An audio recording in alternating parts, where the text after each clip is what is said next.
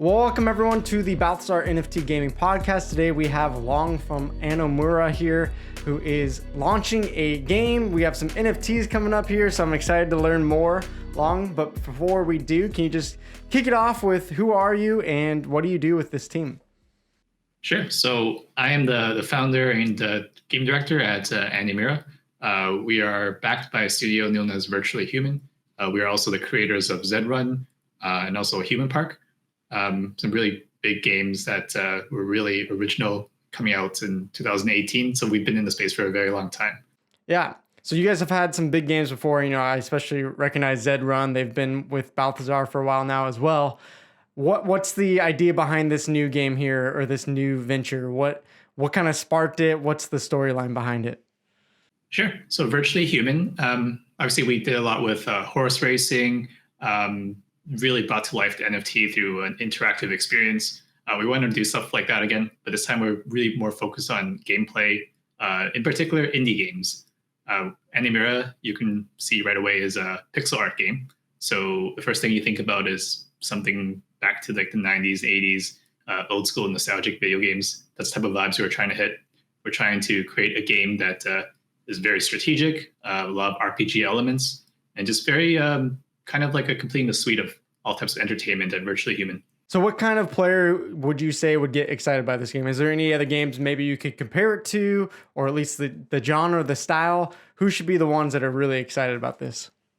Yeah, so I'm very excited as like an RPG player. Stuff like, if you've ever played games like Diablo, Final Fantasy, and then also like if you're an old school gamer playing stuff in like the Super Nintendo. So those are types of players that we really like cater towards as well. We're kind of been really modernized in a way. We've been looking at auto battlers. Anomura is kind of be a strategic auto battler. So what that means is like you're really like strategizing how you're playing the game. You take a lot of effort working with the community. You want to figure out what's the best builds. Also, you want to collect a lot of really cool equipment. That's gonna be one of the most fun things about this game is collecting equipment. We are utilizing NFTs to accumulate and collect. So you can have stuff like shiny new shells, which are kind of like armor. You can have new claws. They range from magic, rare to legendary. So if you are an RPG player, you know exactly what I mean by that. Yeah, I mean, anytime someone mentions Diablo, I'm a sucker for Diablo or games that are like it. So that is always exciting to me and you know, piques my interest, and I'm sure it does for a lot of our listeners. And it sounds like you guys have this balance between, hey, we have some retro graphics, little pixel art, but we also have some modern, you know, gameplay style. Do you think you're going to be able to capture both audiences from young to old, or do you think it's going to appeal more to one than the other? Yeah, it's a great question.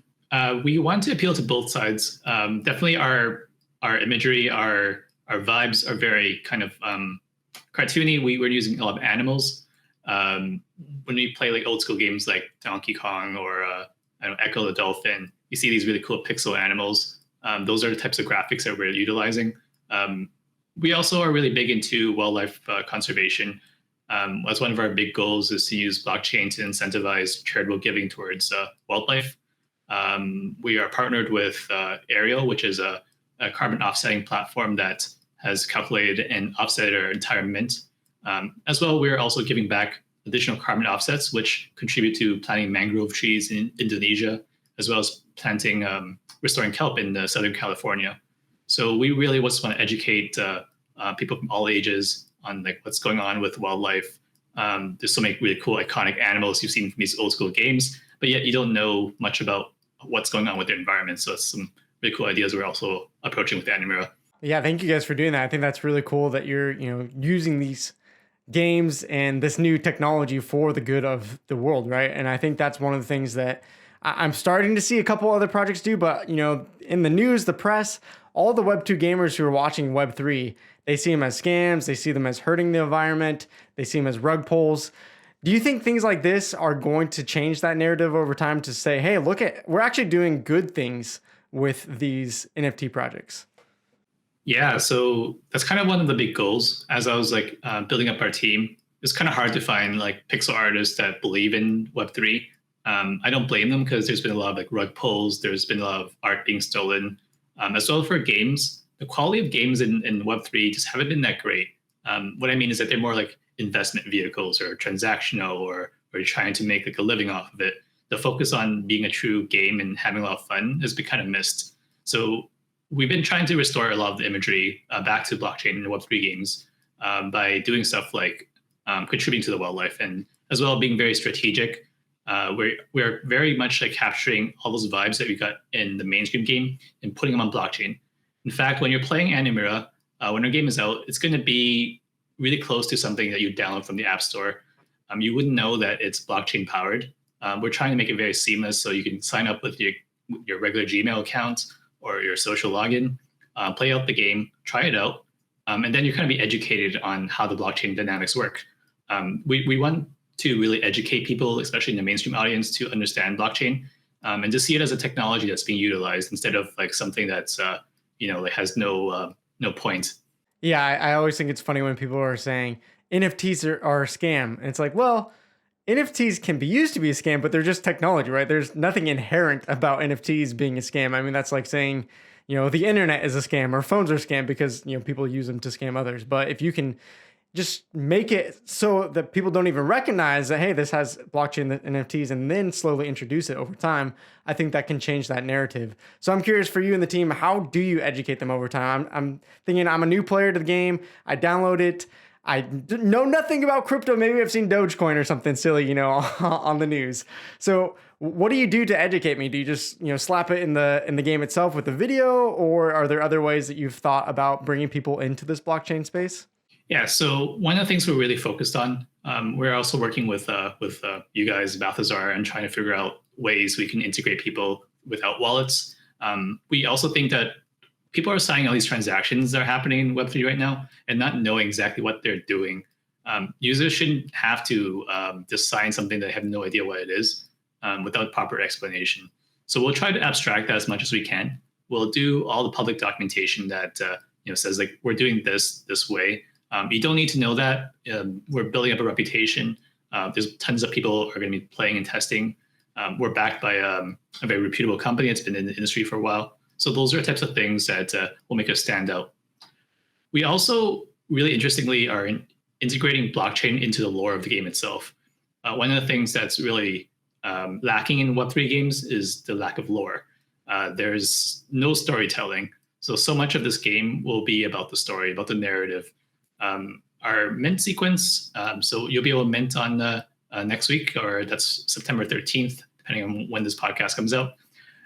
We'll be telling the story of being born, and that's what minting is, coming out from the void. So we're tying a lot of these really cool like blockchain things into the story. And we also think that people just will understand blockchain a lot better through this as well. Yeah, it's a creative approach rather than, hey, we're just gonna bore you with, hey, you need to understand what does a blockchain even mean, or what's an NFT, there's so many explanation videos, but I like that you're going with the route. How can we make this fun and creative? Because that's ultimately what gamers want, right? Is something fun.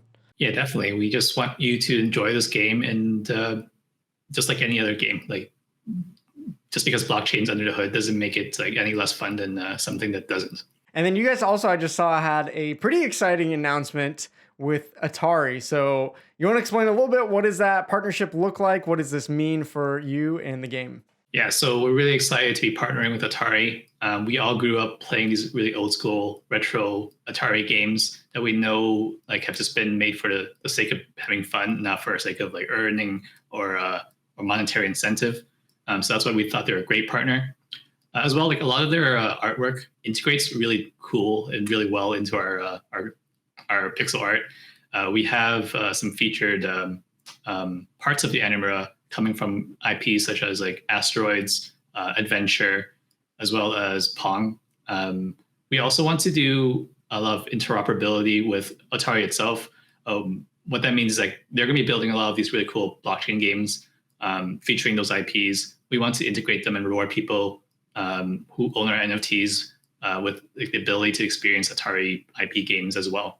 We're going to integrate some special quests and other ways that we can leverage the IPs within our game. So imagine just like playing through this level, and all of a sudden you have a bonus stage to play Asteroids. If you can score well, you can earn a new NFT that you can collect. So these are really cool things that have been really unexplored within Web3, and we want to explore them with a great partnership with Atari, first of all.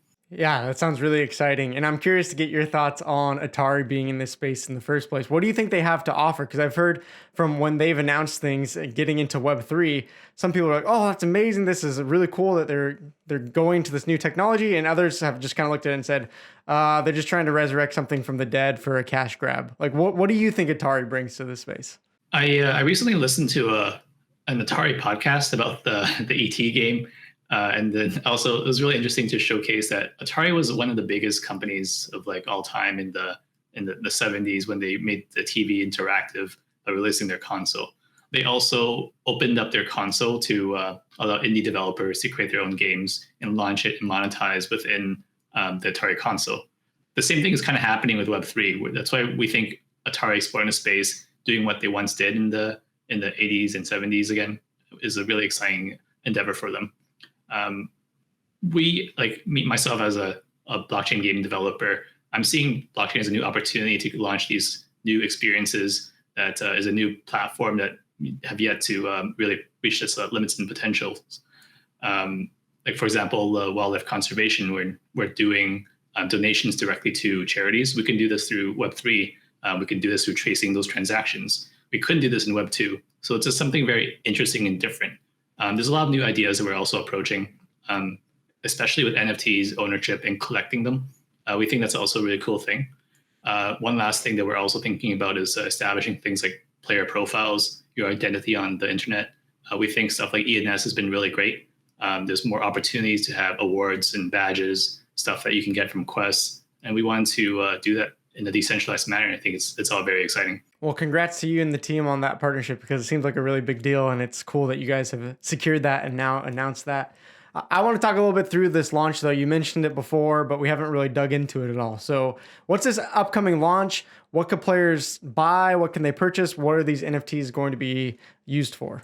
Yeah, so we have been really busy building for a long time now.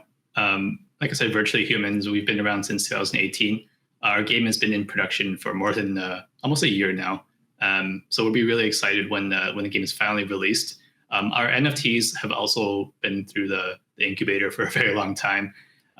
They're very different from any other NFT. First off, you can combine equipments to these NFTs. So what that means is like every Anomura has a bunch of body parts, claws, legs, shell, and a body type. They can also range from different rarities, from rare, magic, legendary, and you can swap these parts out. So imagine like fighting a monster in a game, and all of a sudden you have this very cool legendary genie's lamp shell that you can equip to your Anomura now. When you do that, your NFT changes, and you see visually that you now have this genie lamp that's attached to you. I think that's really cool, very different. You're doing stuff like increasing the rarity of the NFT as you're collecting. As well, it's providing a lot of like collectors a new opportunity to explore gaming itself. I think a lot of the PFP collectors out there right now, they're flipping and such, but they're not really experiencing a game yet. We want to bring that audience as well into this because we know like right now, like a lot of people are just searching for greatest alpha and trying to buy the next like blue chip. But we're more about like, trying to create those this vast gaming culture, building our community, making people really love collecting, establishing their identity in Web3. That's a really cool concept that these NFTs can actually be added onto and change over time. And I think that's a really exciting thing to be able to see it actually progress rather than, hey, I bought this NFT once and it's been the same for, the last 3 years. I think that's going to be really exciting. So how many NFTs are you guys offering right now? Do you have a price range for us yet? Yeah, right now we're launching about 3,800. Where you can launch on September 13th. We also are minting for 0.075 price mint. There's like a lot of stuff going on with the market these days. So we'll be constantly valuing and talking to our community on what we feel like works best. We're very excited that, right now, like a few months ago, you have hit like crazy price points. At this time, like we think this is more like reasonable now. We believe that, people who are playing video games, they're not going to want to buy $1,000 NFTs. It doesn't make any sense. You play a game for its enjoyment. You're playing, $10 to $40 on like a game these days. We want to hit those price points that make mainstream gamers want to play as well. Well, I really appreciate that. That's been something that I've been saying on my own personal channel for a year now. Is like I I just don't see people coming in that are from Web 2 and wanting to buy $1,000 or $10,000 NFT at some point, right? And instead, maybe we need to think about it more like, hey, as a gamer, maybe I have a typical gaming budget of $50 to $100 a month. And maybe it's a little bit more than that because I actually own the NFT, which is good. But getting a price point, do you feel like more gamers are actually going to respect this space and get into it at these lower prices rather than some of the ridiculous ones that we've seen in thousands or tens of thousands of dollars? Yeah, I hope so. We also are thinking of other ideas for earning NFTs that aren't tradable. That kind of goes against how NFTs are viewed right now, because everyone is trying to like mint these things to sell them on OpenSea immediately. We want to create an experience where you're enjoying the collection of these, that you're going on these quests because you just made this achievement that's very valuable to you. That's why our game is also going to be free to play, meaning you don't need the NFT to play. You'll be offered like options to acquire NFTs along the way, and as from there you can also enhance like what you're experiencing. You're buying into more of the game itself. You want to unlock more quests, you want to unlock more achievements. We believe that's kind of more a sustainable model. Instead of like something so coupled to a token price, you play because you want these token prices to go up, and you speculate. We're not all about that. We're just creating this experience that anyone can come in at any time. Yeah, I appreciate the heart and the value behind that, and especially being it free to play. Like, let's open this up to a wide audience that anyone can get into, no matter their situation, which is awesome. I appreciate that. Now, on the flip side, sell me a little bit on the NFT though, because you guys are doing a launch. If it's free to play, why do I need to buy and mint into this NFT launch that's coming up? Yeah, so like I said, like you're going to be able to unlock a lot more content with the NFT. We aren't like going to be like a pay to win type of game, but the NFT will allow you to have certain passive bonuses. We believe in a fair and cosmetic value level that you've seen from traditional free to play games. We want to open this collector's value from the NFT. You want to show off your NFT where it's collected so many things. That's why you want to purchase it. We'll also offer some really interesting kind of like when I say this word guild, I don't mean like this P2E type of guilds. I mean like actual MMO guild. We're trying to create this type of like experience where you can work together with friends, join up on a team, perhaps share loot, work on a guild quest together, eventually have some guild versus guild action. So those are also the types of things that we're working on as well. So tell me a little bit more about the gaming experience itself. You've mentioned it's an RPG. It's going to have that pixel graphics. Is it going to be multiplayer? Is this going to be a story campaign? A bit of both? How is that going to work? Yeah, so we've worked out 4 seasons of gameplay already for the storytelling experience. You'll be able to travel within the ocean realm. So that's going to be our first level. And there's going to be approximately about a month-long campaign. You go in every day. You try to get as far as you can. It's very strategic in that you want to fight as much as you can without dying, and you retreat for the day. If you die, you lose a lot of what you've earned. You're getting gold from this game. Gold is kind of something you can only earn within the game. And then you can unlock talent trees and perks within the system. So that's kind of how it works from the early stages. We want to eventually open this up to create other modes. So definitely up there is going to be the teamwork and the PvP and the guild versus guild. We are also having a sort of like team building app as well, where you can join up with some friends and unlock some guild titles, kind of very nostalgic. There's also going to be an interesting way to expand the Anomura set. Obviously, when we're selling 3,800 NFTs and we want to grow the audience, it's not going to be very feasible. So that's why we're thinking of doing stuff like with synthetic NFTs, where people are able to get into this game with like sort of like a lesser NFT, but allows them to get a complete experience as well. That's somehow untradeable, but lets you experience the full game. So these are really different and innovative blockchain mechanics that we're just exploring. Yeah, sounds really interesting. And I think that's been one of the hard things for a lot of these NFT games to balance is, right, is, hey, we're selling initial NFTs, we're selling initial tokens so that you can get into this game early and support the fundraising of this project. Yet at the same time, later on the road, we need to release more or reward more so that we can bring newer players in. And then you have some of the older players saying, but now you're decreasing the value of our NFTs. So how does the team think about that balance of getting in new players while trying to maintain value for some of the older players that started in the game first? Yeah, so we've looked a lot into other games, obviously like Axes and games like Crabata. Breeding is a very big thing. It was also big in Zed Run as well. So we were thinking of like something that's kind of different from breeding, but kind of resembles it. So as a way, you are able to get rewarded for being an early holder. You're able to get some earnings from recruiting other players. But again, we're trying to build this as a team play thing where you're recruiting people to your team. If you're a passive person that just has been collecting, there's other ways that you can just like receive some benefits for just passively, like, just releasing these tokens that other people can join in with. Well, lastly, I would love to hear a little bit more about the team. Who's working on this project, or any highlights of your guys' experience? Just, this is your chance to sell me on the team and why we should be believing in you guys. Sure. So for myself, I've been in Web3 for a few years, especially in the Web3 space. I joined Binance a few years ago as a developer advocate. This is kind of during the DeFi boom when everyone wanted to get listed on Binance. I figured it was a great way to make good connections, learn about some smart contracts, learn about how games are being built. So I spent a lot of my time just networking there, being kind of an advocate for Binance for people to learn about smart contracts.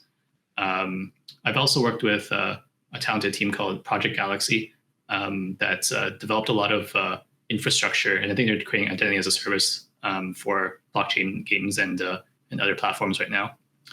Our lead communications, her name is Laura. She has a background since 2017 in blockchain.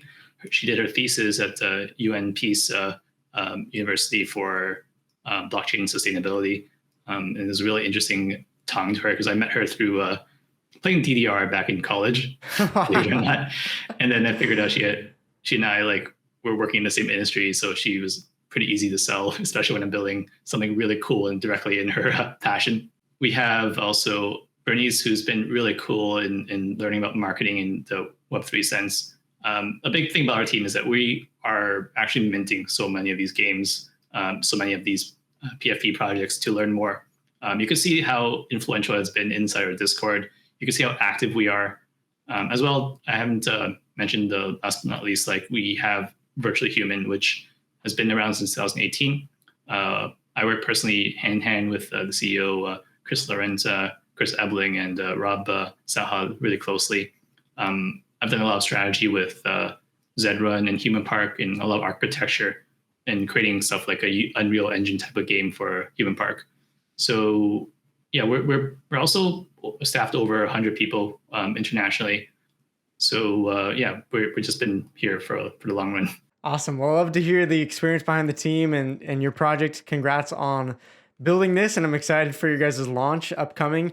Any place that you would point people to either learn about the launch or jump into the community, where would you point them to first? Yeah, so definitely check out our Twitter and the Anomura game. You can also sign up for something called the Challenger. I didn't get a chance to talk about it, but essentially it's a way to collect these points that you can use to get on the mint list. We're also going to have a lot of really interesting contests that we're going to facilitate there. It connects directly to our Discord as well. Our Discord is very active. We're doing contests every single day, interacting with the community. You talk about your favorite nostalgic video game. We're also a very diverse team. We come from all walks of life. We're also, all over the world. There's our designers in Italy, some of our teams in Australia. I'm in Toronto, Canada. So there's just a really great place for our diversity. Awesome. Well, Long, thank you so much for taking the time today. We look forward for Balthazar working with you guys more and more. And congrats again to your guys' team, and good luck on the launch. Thank you so much.